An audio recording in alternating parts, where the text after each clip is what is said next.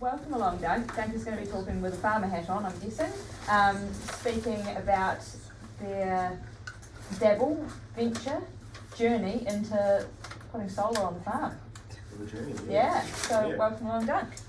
Thank you, Becks. Thanks for having me. It's a cool opportunity to first time down here today, so it's pretty cool. So backstory for us is we're 150 hectare dryland farm, foothills, mid-Canterbury, a place called Mount Somers. We've been there since 1963. My granddad bought the place.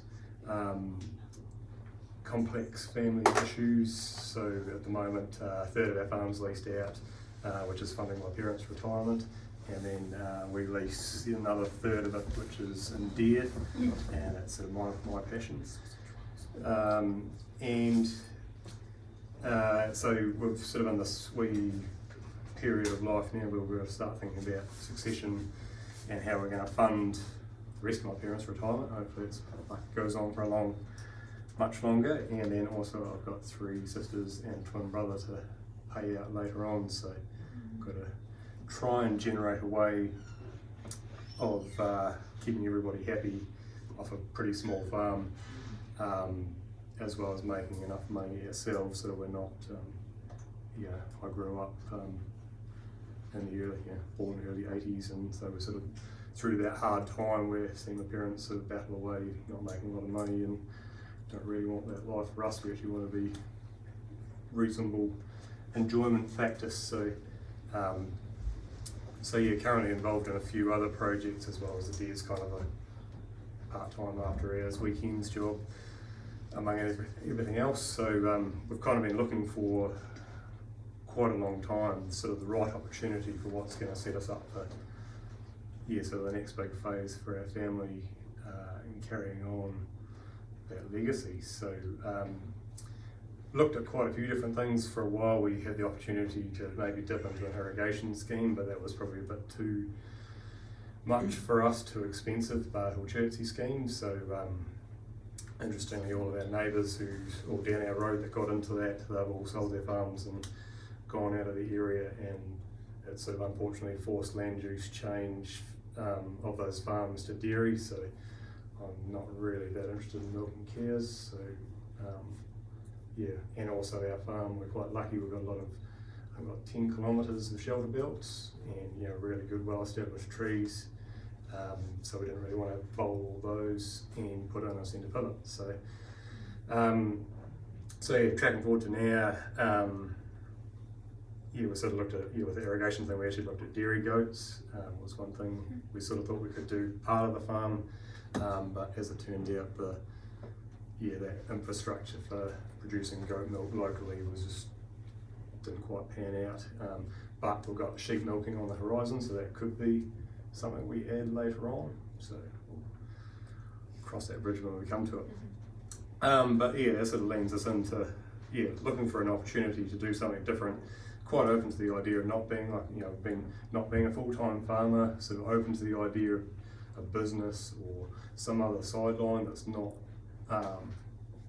reliant on the weather, so it sort of ticks off our risk of being a dryland farm, heavily indebted to try and look after my parents.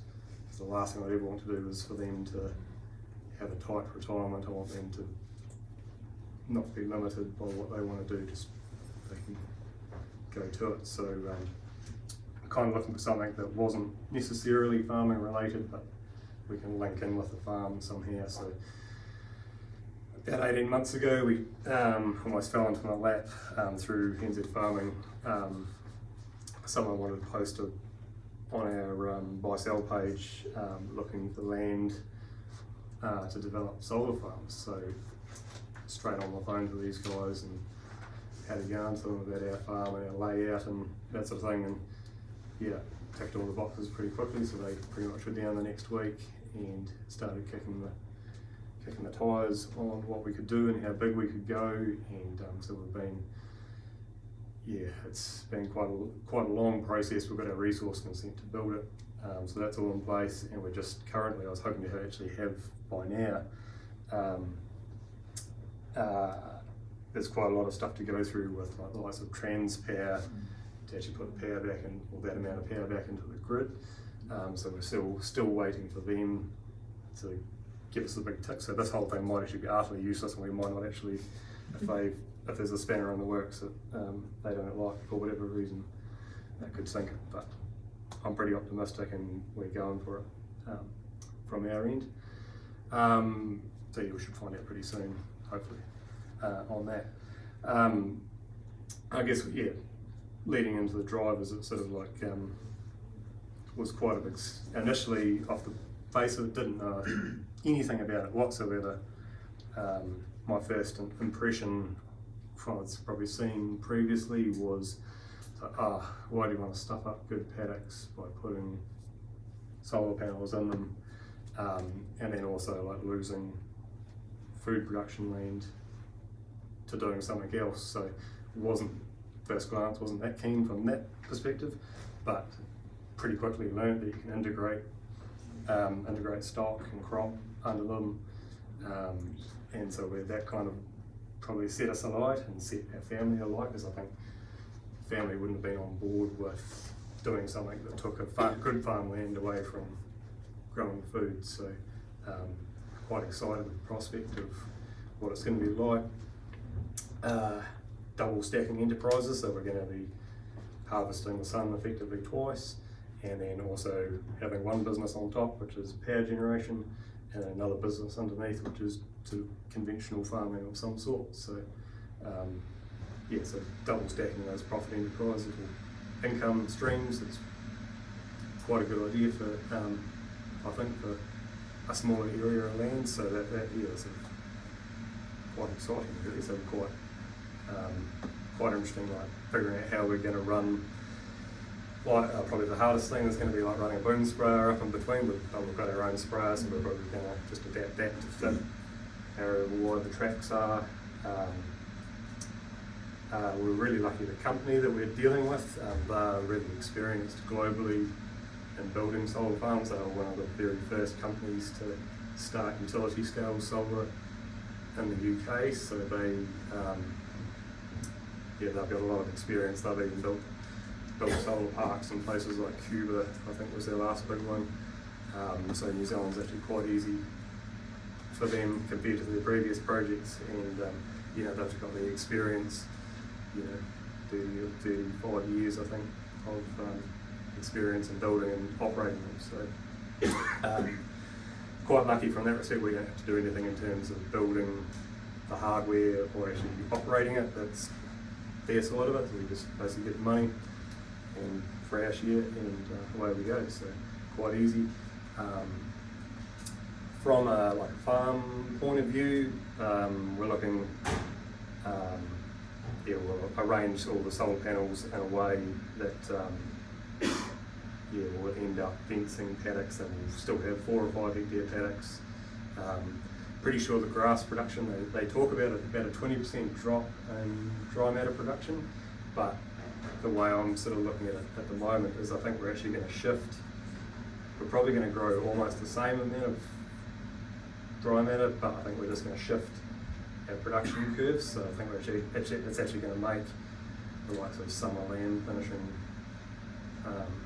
should give us some opportunities. So I think lambs will do quite well with the shade. And I think summer production, when it gets hot and dry, will grow plenty of feed. I think when it's hot, my grass won't shrivel up and die. So from that point of view, it should be hopefully pretty cool. And then quite excited about integrating some crops under it. So whether we grow a bit of barley under, or the company are pretty good. They're like, well, if we end up having to drive a ute into it, if a technician needs to get in to do something, just be aware that we might run down some crop sometime.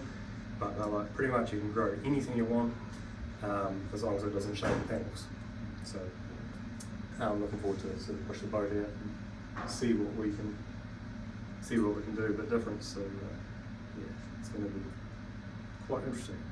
And then the cool thing is I've got sort of a couple other projects and jobs and stuff off farm, so I am actually looking forward to that, rationalising the farm business and all my other stuff to actually be home full time, and probably actually be a dad more, because my wife's a busy vet, so she's she currently burdens a lot of that, so so just changing life around, so we should be able to enjoy life a bit more, and our balance sheet should look pretty good as a result too, so that's kind of ticking all the boxes for us, so Who's the company you're dealing with, or is that commercially sensitive stuff? So the company in the UK is a company called Solar Southwest, which Becks will probably put in the notes, I think. Yeah. And the company in New Zealand is one called HES, Upper Taieri Wai. So I've got a group in our project, and probably I think I've got 5 other farms around the country lined up. I've still got a certain amount of power that they want to generate to parcel up to basically package it all up as one and sell to under long-term contracts to a company that wants to buy it. So whether it's, I can't say who that's going to yet for obvious reasons, but they're not looking to, basically they're looking like, because it's a 30-40 year project, they're looking at sort of like long-term fixed, not like stupid money, but more a conservative, just comfortable price, long-term rate. So, do they buy the land, or do you lease it? so the structure is effectively we just lease the land, the panels are going to be under, that's boil it right down. That's the nitty-gritty of that, effectively just leasing part of it. So, but there's a little bit of overlap in terms of farm management and that sort of thing too. So. How high above the ground are those panels? So the systems we're using, it's going to depend on pretty much a last minute decision when we're about to go with ordering the hardware to build. It'll just depend on shipping and pricing, exchange rates. So we're either going to go for a fixed grid panel, which will just be on steel poles. So at the front they'll be like about 1 metre high, and I think at the top about 2.83 metres. But our ideal system is the one that we're really hoping for, but just hopefully like with exchange rates and whatnot, they'll work as a tracker type system, so they'll be also the fixed grid ones run east-west, so all of our paddocks will be east-west running to central lanes, but the tracker types, they run north-south, and then the panels, big panels that just follow the sun over the day. So they go as low, I think they're about 1200 at low point, and then at the high point, they're about just under 2 metres when they're flat. So we like the trackers because it means if we're making silage or spraying, spreading, drilling, we can do that either in the middle of the day or in the night when the panels are returning. Less likely for a contractor to hit them with the tractor if they're sort of going underneath them. So, and then also the layout of our farmers, laneways and paddocks will work better if they're running north-south. So that's our preference. They're a little bit more engineering challenge with the tractor type, because they're a bit more susceptible to wind. But the engineers are pretty confident that they'll work for us. So it should be alright. So hopefully. So, How many hectares? Sorry, must be near a substation there. We're really lucky that EA Networks is our local lines network, and being because we're in mid-Canterbury, they've had to really tool up and invest heavily in their lines network for dairy farms and irrigators, which also does feed in well for solar, because Canterbury's peak power demand is summertime during the day, whereas the rest of the country's at night in the winter. So we're almost in the perfect spot, and we're really lucky. We've got 66 volt lines coming up our road, and we've got a substation about 500 metres from our top boundary. So we're really just done luck that we're in the right place, really. So area. Yes. So we've got consent to build 35 hectares, which is the maximum amount that that substation can handle currently. Because it's actually a So it's dependent on what substation. yeah, so that's the loading that they're comfortable with at the moment, but the solar engineer, the experts back in the UK, they reckon it'll stand more, but they just want to keep it Yeah, exactly. conservative. There's a near us over near Mayfield, there's actually a hydro scheme already putting power into the grid, so that's like another little quirk that makes it a little bit complicated. But if hopefully if it all goes well and they're happy, they're saying already that they'll spend a couple million on that substation if we want to upsize, if it goes well. So yeah. Are you looking at complementing with wind? I mean, you're quite windy at times there, where you may not be. We're not solar. consistent enough with wind, Okay. and then the cost per megawatt to build wind just isn't in the ballpark compared to the cost of solar is like. Yeah, I know it's complementing it. Sorry. And Oh yeah. yeah, Right. because at Mahinerangi, I know it works really well because they can, if they haven't got the wind, they've got the water, and it's the Yes. complementing the systems together Yes. and understanding whether that might be a Yeah. stage that you go to. We could definitely consider that, but I think it's that cost of building it, Yeah. cost of wind. Yeah, Yes. it probably depends on the company giving Yes, you the, yeah, if definitely. there's capacity built in, then Yeah. it's Yeah. worth it. Yeah, and probably like for us, we don't have like consistent, stable wind. It's more like it'll blow balls up northwest for a week and then be It's called calm. windless and wind for reasons. Yeah, that's it. That's it. Are you facing added health and safety issues with the solar farm on the property? Not as far as we're aware, no. We should be pretty right. Might be- During the construction phase, I'm sure there'll be hard hits and high vis and. And is there a requirement for special fencing in there around the property to? Yeah, so nothing too major in terms of security. We don't have to have like razor wire fences or anything, but it's going to be a $30+ million thing, so we don't really want people in there. But yeah, we're just going to have a deer fence and lots of security cameras, so it should be right.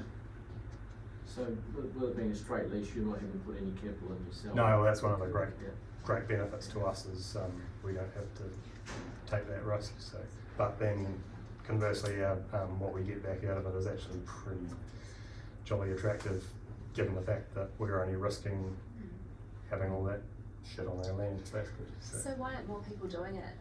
Well, it's gone. Like the solar up until about 10 years ago was actually probably prohibitively expensive to build Yeah. solar at utility scale, but because that's come crashing down in cost, it's sort of become for places that isn't like in Europe.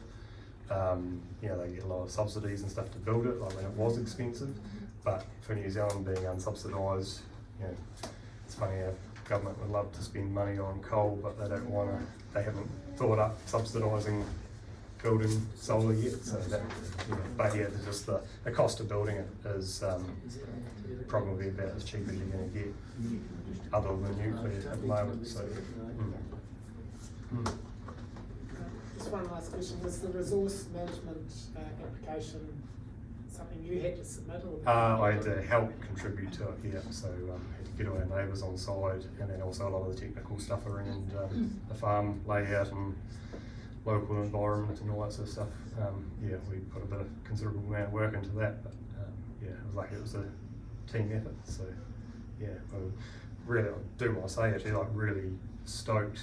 I was a bit concerned that they had like our neighbours and our local iwi and that sort of thing would be, someone would no doubt be a bit prickly about it, but we're actually really, really, really happy with how our immediate neighbours, they were just like, we're so stoked for you. Cool. Really keen. And we were happy. Local council's actually really supportive, and then like regional council stoked, and haven't run into anyone yet that's like, you bastards. So no, really pissed off about it. Is there much concrete holding this in place? No, so at the moment the plan is just pile-driven steel poles as deep as they can go, pretty much. So I think they go in the ground 1.5 meters. So So, Have you seen that working anywhere? Yep. So that, and all their sites all around the globe, even high wind areas, as long as, you know, we're quite lucky that we've got pretty good, not like trying to punch it into bedrock or anything like that, so basically punching it into shingles, so they're happy enough with that, so, which is good because we don't, you know, if you're trying to concrete, I can't remember how many poles there are, but all up there's something like 30,000 panels, 30,000 individual panels, so that's a lot of poles. So just driving them's much more appealing than digging holes and concreting them. So yeah. Oh wow. If we can hold any questions, I know you're around for lunch. Instagram, yeah. Yeah, cool. So any further questions, jump on and ask Dunk. As I say, Dunk's done a little podcast episode as well that's available on the website, and he's also super keen for everybody to reach out to him day and night. Go on. Give him a shout. Talk about solar. Thank you very much. Awesome.